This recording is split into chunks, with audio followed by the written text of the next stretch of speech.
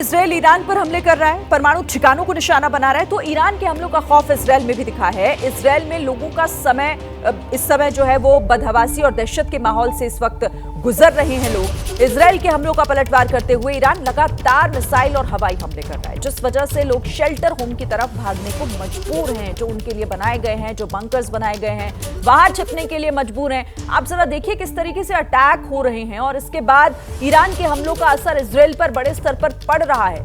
Iran और Israel दोनों एक दूसरे के किस तरीके से इस वक्त खून के प्यासे बने हुए हैं, एक दूसरे को ज्यादा से ज्यादा नुकसान पहुंचा रहे हैं, अपने हथियारों से उन पर अटैक कर रहे हैं। ईरान के हमलों का इजरायल पर बड़ा असर देखा जा रहा है और वहां युद्ध के सायरन आप साफ सुन सकते हैं।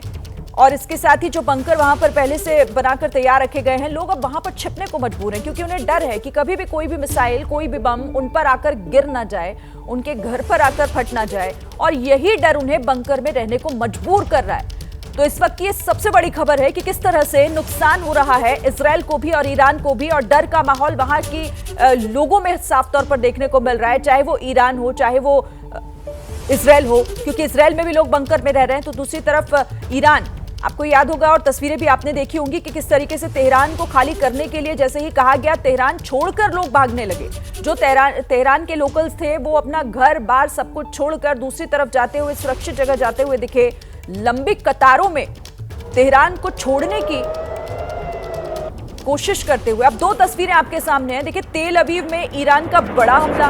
इजरायल के लोग अब बंकर में छिपने को मजबूर हो गए हैं, क्योंकि ईरान एक के बाद एक मिसाइल अटैक कर रहा है। आसमान में ये जो लकीरें आपको अभी दिखाई दे रही, क्योंकि एरियल व्यू से हम आपको दिखा रहे हैं ये इस वक्त किस तरह से जो मिसाइलें हैं वो छोड़ी जा रही हैं, एक एक कर हमला किया जा रहा है तेल अवीव, जहां पर लोगों को निशाना बनाया जा रहा है। और यही डर अब लोगों के भीतर उन्हें बंकर में छिपने को मजबूर कर रहा है।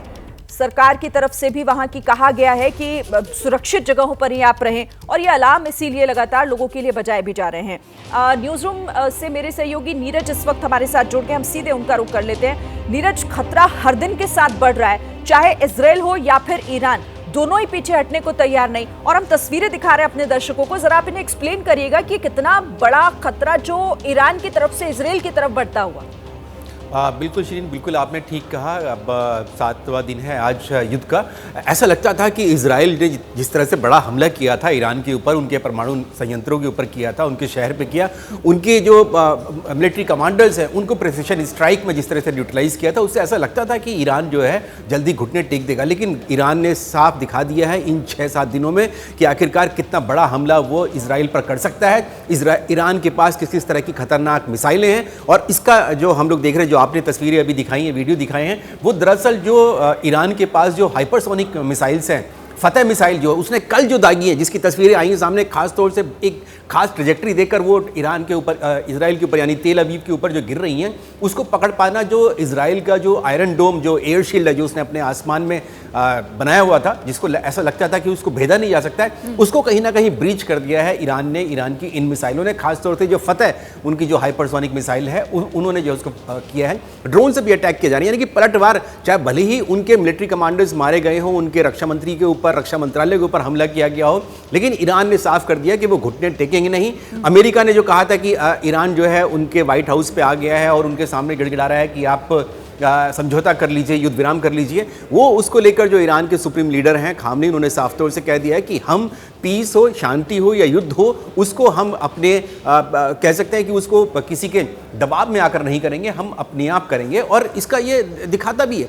और जहां तक आपने शिरीन बात की, अमेरिका की बात की, अमेरिका कैसे इस युद्ध में कूद पाएगा? अमेरिका भले ही हथियार दे सकता है, गोला बारूद दे सकता है इजराइल को, लेकिन अगर ईरान के ऊपर हमला करता है, यानी कि युद्ध में कूदता है, तो उसके लिए डोनाल्ड ट्रंप यानी अमेरिकी राष्ट्रपति को अपनी कांग्रेस यानी अपनी संसद से पहले मंजूरी लेनी होगी, उसके बाद ही युद्ध में कूद पाएगा अमेरिका।